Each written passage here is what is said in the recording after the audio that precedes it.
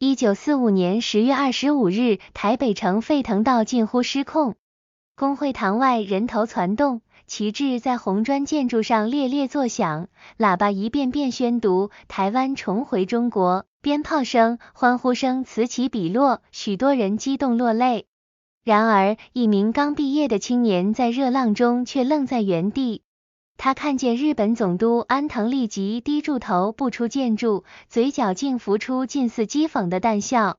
按理说，这是同盟国胜利、轴心国战败的日子，台湾既然被宣告回归，理当共享荣光。报纸甚至用上了昨日为奴，今日为主的标语。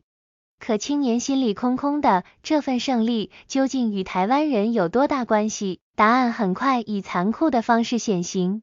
日本殖民政府撤离，原有秩序疑稀崩坏，米价暴涨，物资短缺愈演愈烈。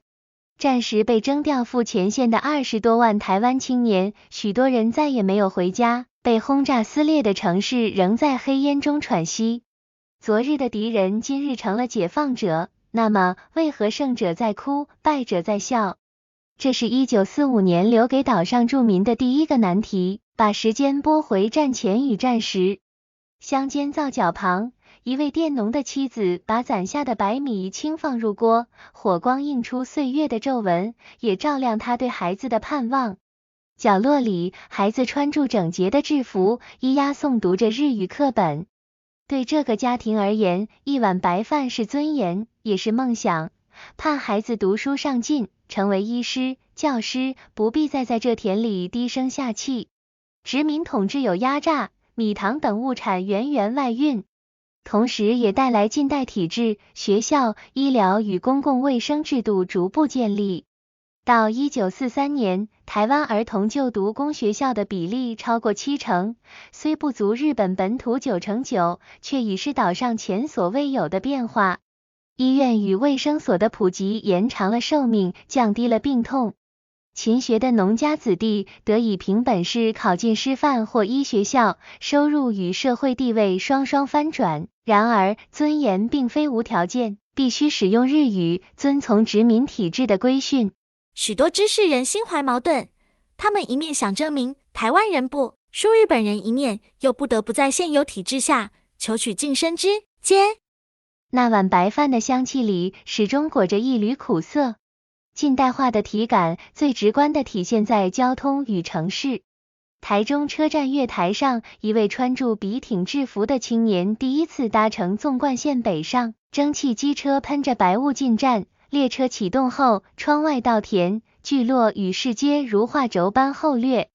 抵达台北，他踏上笔直开阔的街道，豁然明白书上所写的现代是什么样子，为治理与开发，当局大兴土木。1908年，纵贯铁路全线通车，把南北串成一体。糖、米等物产以更低成本运至基隆，再运往日本，运费自1元降到0.47元。南北物价差缩小，岛内市场逐渐成型，港湾亦随之改造，基隆取代淡水，成为北部门户。高雄由小渔港升级为可停泊远洋巨轮的大商港。市区更新则以笔直街廓取代蜿沿巷弄下水道公园，邮局、银行接连出现。这些建设固然服务于殖民统治的算盘，但也确确实实改变了生活的基础。政治层面上，岛内精英走在2条并行且彼此抵触的道路上。一端是合法请愿，林献堂、蒋渭水、蔡培火等人以设置台湾议会为目标。14年间15度上书东京，希望在大正民主思潮下争取地方自治，监督总督府。最终虽未成功，却点燃了公共参与与自我治理的想象。另一端则是融入策略，愈近战争末期，皇民化运动铺天盖地，改日本姓名。说日语，拜神社。1941年，皇民奉公会成立，有人视其为压迫，也有人把它当作向上流动的门票。只要表现忠诚，也许能换来就学与就业的平等。于是，一个屋檐下常见父请愿、子当兵的矛盾场景。1937年，战云压境，台湾命运急转直下。殖民政府喊出3大口号：皇民化、工业化、南进基地化。整座岛迅速成为后勤中心，粮食、布料、燃料统一配给，数量递减，品质下滑，连铁锅、铁窗、寺庙铜钟都被征用铸成军火。动员层级也不断升高，从劳务征调到志愿兵制度上路。1942到1945年间，超过20万岛民被纳入战时机器，约3万条生命埋骨他乡，他们在战场对上的正是中华民国的盟军。荒谬的身份构成战后撕裂的一枚深刺，空袭把战争的阴影拉到寻常人家头顶。台北万华的防空洞里，母亲紧抱孩子，警报刺耳 ，B-29的轰鸣压顶，炸弹呼啸而下，巨响使大地颤抖，尘土直落。好不容易爬出洞口，眼前却是一片火海，林屋塌了，龙山寺黑烟冲天，空气里满是焦灼与哭喊。1944年底起，美军把高雄、基隆港与工厂列为主要目标，到1945年，空袭扩及各大城市。最惨烈的是5月31日的台北大空袭，上百架轰炸机把城市变成炼狱，总督府中央塔被击毁，猛峡城焦土，龙山寺正殿尽毁，连神社也化为灰烬。仅那一天，死亡超过3000，无家可归者以万计，配给崩溃，饥饿蔓延，黑市横行，物价狂飙。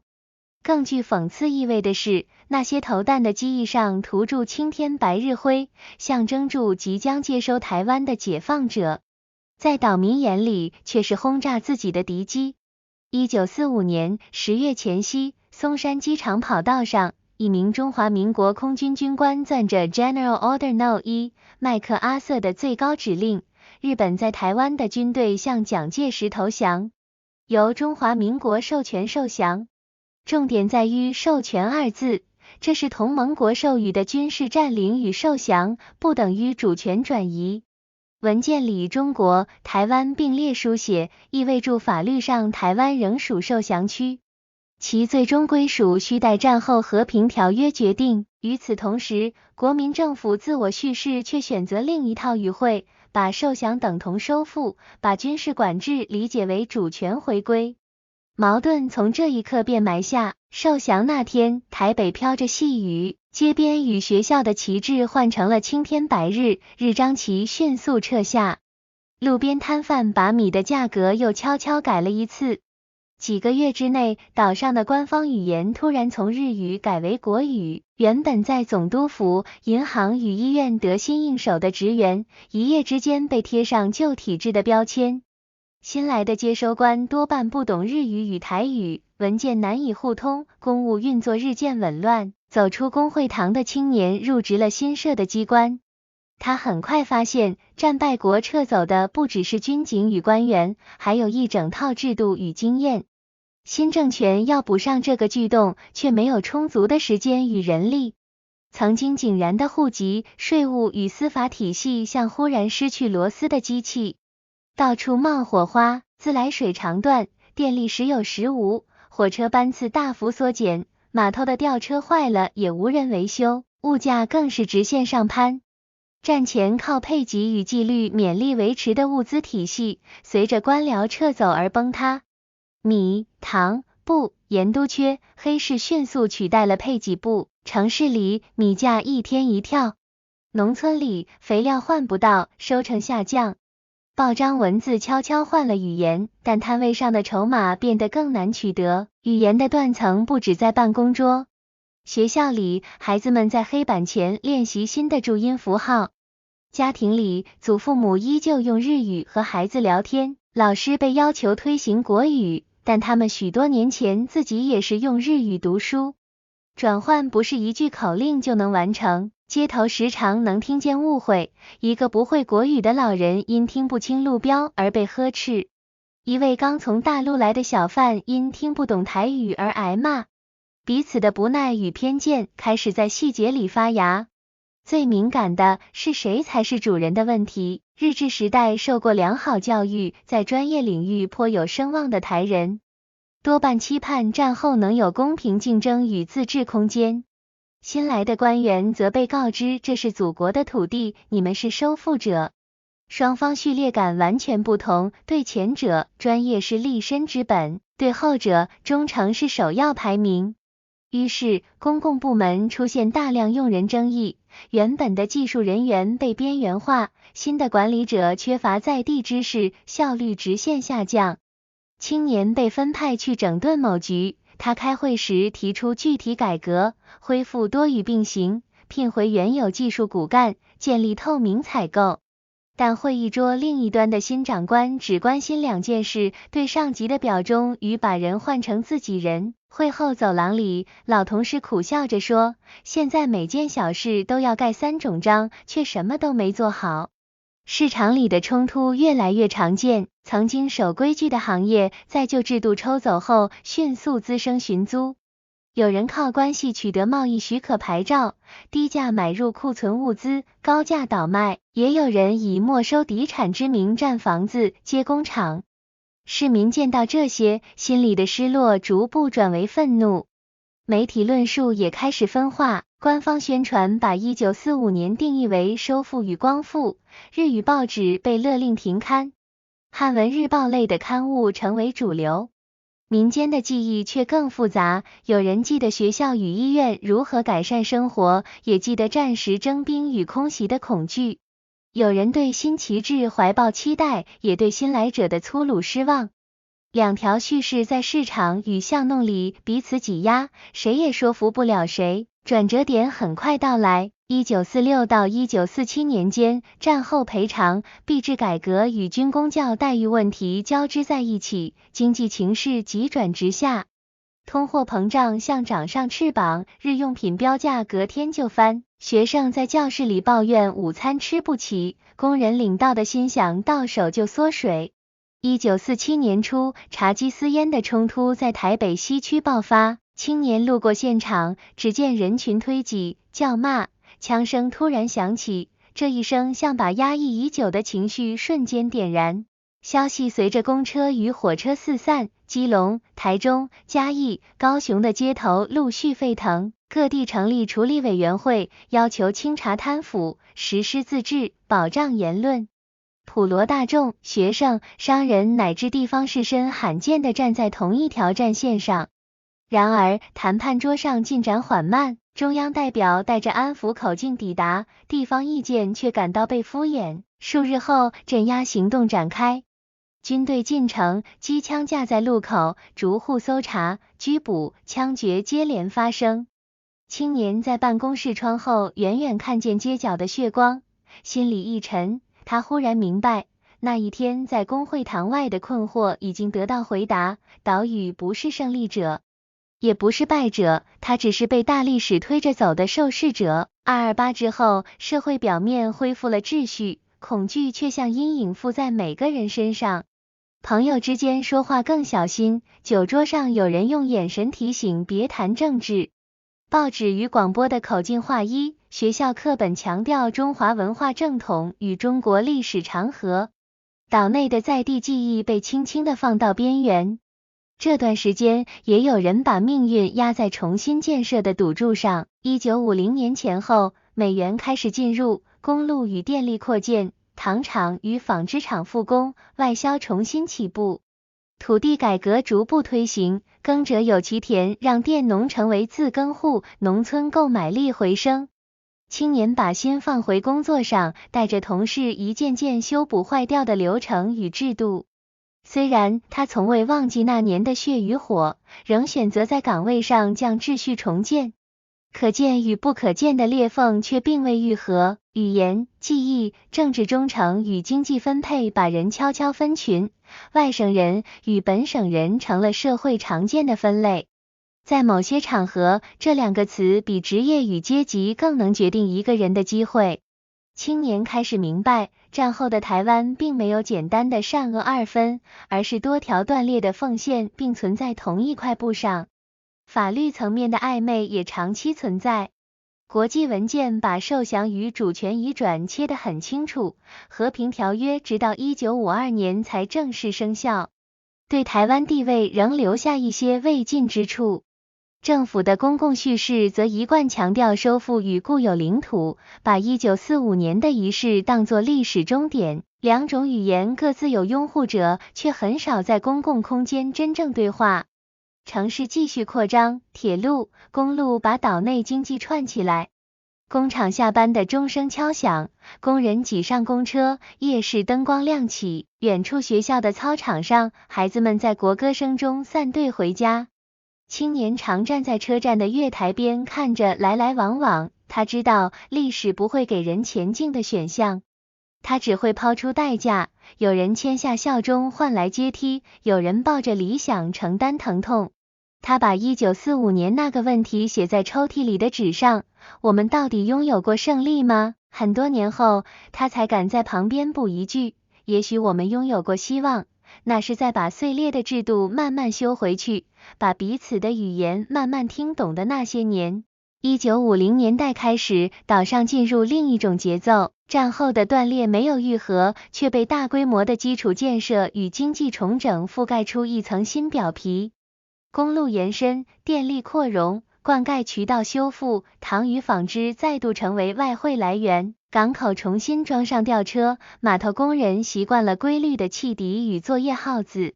青年调到计划单位，白天跑工地，夜里对住蓝图画线条，脑中盘旋的问题从如何收复转成如何把生活拉回正轨。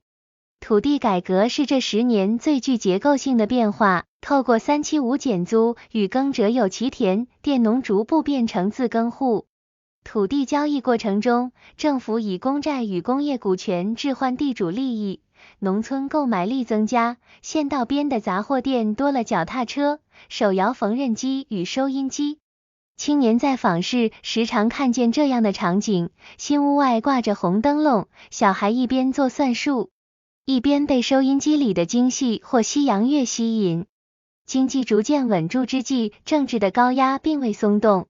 228的阴影延伸为长时期的白色恐怖，特务出入办公大楼与校园，夜晚有人被带走，检察官与军法处调查严刑，报纸留白处向明示边界。青年在会议上学会把敏感议题收进档案夹，对外只谈工程进度与生产指标。教育成为塑形社会的工具，课本重新编目，从盘古开天到秦皇汉武，唐宋元明清一路讲下来。谈到近代，口径强调国家统一与中华正统，把岛屿安插在大一统叙事里的边栏。中文课要求背诵古文，地理课集中于大陆山川，历史课的重点则在外敌入侵与民族抵抗。青年在阅卷时看到孩子笔下的故乡大多是黄河长江，却很少描绘浊水溪与淡水河。但是在课本以外，另一套日常知识悄悄流动，家庭餐桌上的台语、客语、原住民族语没有消失，庙口戏台与农暇祭典仍在，市集的习俗与味觉一样顽强。录音带上的歌出现了思念比个所在的字眼。青年在公务出差的夜里，坐在旅社窗边，听着电台播放这些歌，忽然发现情感与叙事之间有了缝隙。国家告诉他，我们来自长城内外，而街坊提醒他，我们也来自这座岛的风与盐。国际法与现实政治的错位，像两条并行不交的轨道。1952年旧金山合约生效，战败国正式放弃对台湾与澎湖的权利，但并未明文指明归属何方。同日生效的中日合约以双边形式处理战后问题，对岛屿主权亦语焉不详。政府在宣传上坚持1945已经收复，把受降叙事定格为主权转移。国际文件却留下法理空白，让学者与政治人物各拥解读。青年在档案室整理资料时，读到不同版本的条文注解，心想，也许这就是他当年在公会堂外感受到的不确定胜利的语言，可以轰轰烈烈，主权的分号却写得含混。城市的面貌正在改变，新公寓像积木叠上老街屋，纵贯线旁冒出一排排工厂烟囱。公车站牌下多了一群穿白衬衫的打工青年。学校的理化教室里，学生学着用滴定管测酸碱。电影院墙上贴着武侠片与歌舞片海报，茶楼的收音机转播住棒球赛，街边小吃把外省面与本地米粉摆在同一张桌上。不同的来处在人群里交错成新的日常，摩擦仍在，但合作的场景也越来越多。在这样的现代化背后，代价并未消失。戒严延续，言论封闭，政治参与被限缩，公共空间里的沉默与自我审查成为基本修养。青年偶尔会接到朋友的暗示，某某被叫去喝茶了。于是他更谨慎地把心底的质疑化作工程图纸上的注脚，用理性与秩序去抵抗混乱，哪怕这一切看上去只是微不足道的修补。每逢清明，他都会回到乡下老家扫墓。祖父的坟前，他讲起自己在城市见到的变化，也讲起学校里学不到的历史。一旁的小贝听得入迷，问：我们到底是日本人，是中国人，还是台湾人？青年沉默良久，说：我们是一群在这座岛上学着当现代公民的人，身份可以很多层，重点是彼此要能好好相处。六圆圈年代的出口导向政策开启了新篇章。加工区住在海风咸味最重的地方，轻工业商品上船，飘向太平洋彼岸。国际市场的订单让家庭工厂扩大，女工在车衣机前的身影成了时代缩影。电视机走进客厅，新闻里的世界与厨房里的砂锅第一次同框。青年常对住荧幕想，历史不再只是课本的时间线，它变成了每晚7点的播报与每周一次的工资。然而，历史并没有放过旧伤，那场大规模的镇压被写进了集体的沉默里，家族故事经过一代又一代的轻声转述，关键名词常常被避开，直到更后来，有人开始尝试把这段遮蔽的记忆重新说出来。口述历史、平反与追思、转型正义的名词出现在报纸与学术论坛。青年第一次参加追思会时，站在黑白照片前久久不语。他终于把胜利与代价放在同一张纸上，两者之间没有谁能完全抹去谁，语言也悄悄回流。校园的社团开始办台语歌唱比赛，地方文史工作者编撰寺庙、聚落与社区的故事，电台有了更多在地节目，市立图书馆添购了研究台湾史的书籍。青年在街角小店听到孩子用不同语言嬉笑，忽然觉得多声部可能不是问题，而是解方。当我们不再要求只有一种说法，彼此的经验才有可能被看见。回头看那个关键年份，1945年曾被设计成一个前进的据点，一边是败者，一边是胜者，一边是旧政权，一边是新国家。但岛屿的现实把据点拆成了逗号与分号，殖民的近代化与战时的动员交错，受降的法律与会与收复的政治修辞相撞，重新建设的经济成果与高压统治的幽影并行。每一条线都有它的合理性与局限，合在一起才是完整的地图。多年以后，青年走出办公室，站在修复完成的古迹前，那是早年被炸毁，后来才重新修建的建筑。夕阳把墙面照得温暖，他用手指摩挲一块留痕的石头，心里泛起一种迟到的平静。他知道自己不会得到标准答案，也不再执着于单一叙事。最重要的是，这座岛越来越多人能把彼此不同的故事放在桌上谈。他回想起年轻时在公会堂外的自己，那个被欢呼与笑意同时镇住的旁观者。如今，他愿意把答案写得更长，也更谦卑。我们也许没有拥有过前进的胜利，但我们学会了在矛盾里生活，在裂缝中建设。若说胜利，那是在把人当人，把制度当制度的时候。若说失败，那是在把对方当成标签，把历史当成武器的时候。故事到这里没有结束，因为历史从来不会结束，它只会在每个普通人的餐桌、办公室、教室与街角继续书写。当下一次有人在节庆升旗，在市民大道放烟火，或在某个纪念日默哀时，愿我们都记得，这座岛的名字背后是一连串复杂而真实的生命，而我们能做的是让它往更开阔，也更有人味的方向前进。为了把那几个关键节点说得更清楚，还需补上几笔细节。其一，关于受降与主权。在军事结构上，麦克阿瑟的一般命令第1号只是指定受降对象与地理范围，性质上属军事占领安排。政治上，国民政府以光复定调，把接管升格为主权回归。两套语言在仪式当天并无冲突，因为人们渴望战争结束，秩序回来。但在此后的法律论辩里，它们却成了两条互不相让的线索。有人引用开罗宣言与波茨坦公告强调归还，也有人提醒，宣言与公告的国际法效力与和平条约不同。这种差异正是青年在档案室里面对各种版本注释时感到迟疑的来源。其二，语言政策在日常的摩擦常常比法理更刺手。公家机关贴上讲国语标语，学校举办演讲比赛鼓励使用普通话。同时，市场与医院的窗口若无多语协助，老人看病，农人办事常磕磕碰碰。于是，民间自发找出折中，收音机节目保留方言时段。诊所请懂当地语言的护士协助问诊，连公车售票员都学会几句基本的问候。语言的桥很慢，但总有人在搭。其三，228并非一座城市的突发事件，而是遍布全岛的连锁反应。基隆码头工人拉起布条要求整顿贪污，嘉义商会号召罢市，请求自治与物资合理分配。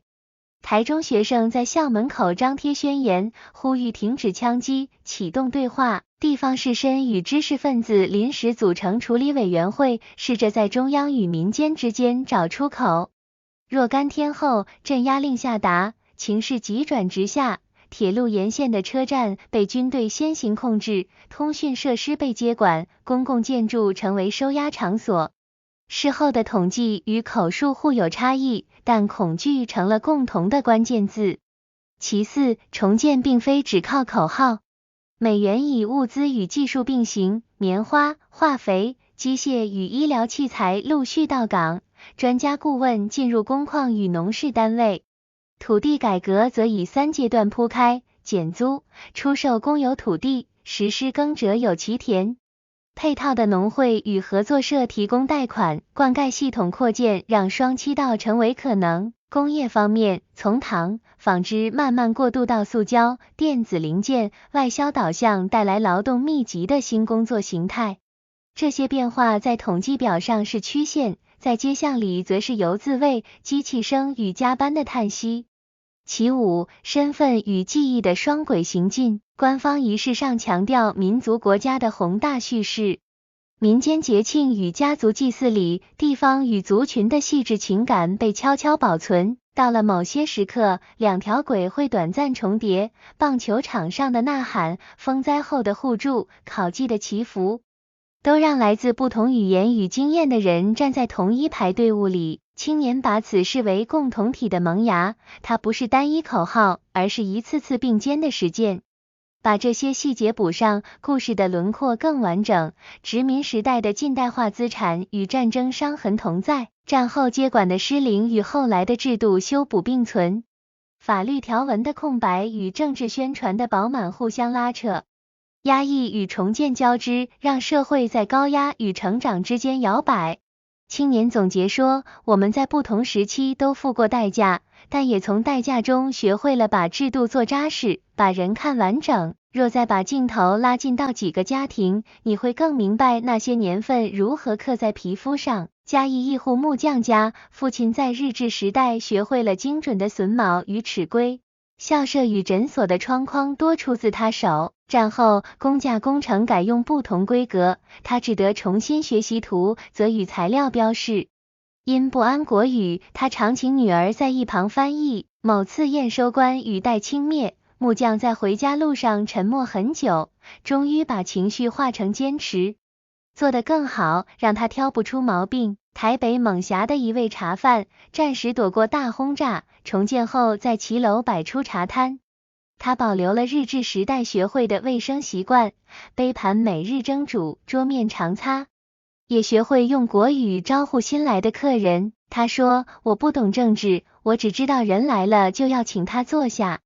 在他的摊子前，工人与学生、司机与公务员偶尔会就住一壶茶聊上几句，语言混杂，却少了针锋相对。屏东沿海的一名渔夫在战后初期改行到加工区打工，他想念海风，却也知道孩子需要稳定的学费，妻子在家做代工，缝线在指尖留下细细的伤痕。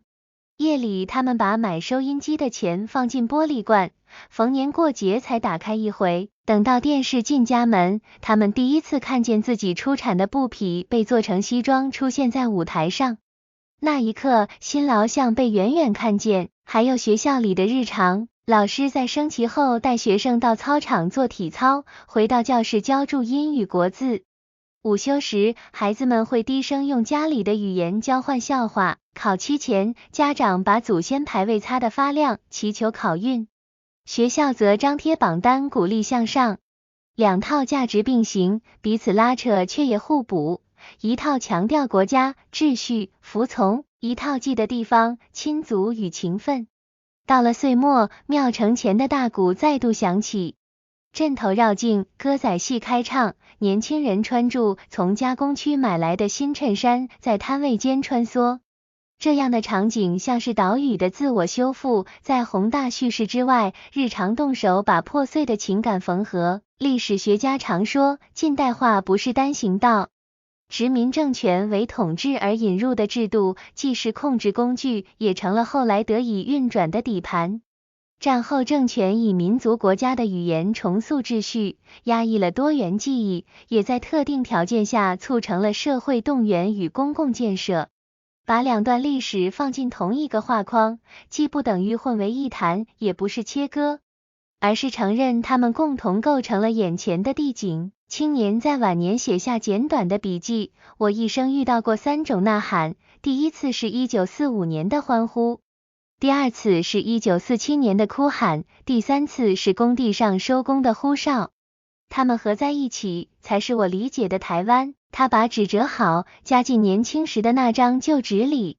若把时间线再往后推，更多答案浮出水面。和平条约落定，国际承认的版图更迭，岛内工业升级与教育普及，使得上一代人未尽的愿望在下一代陆续成型。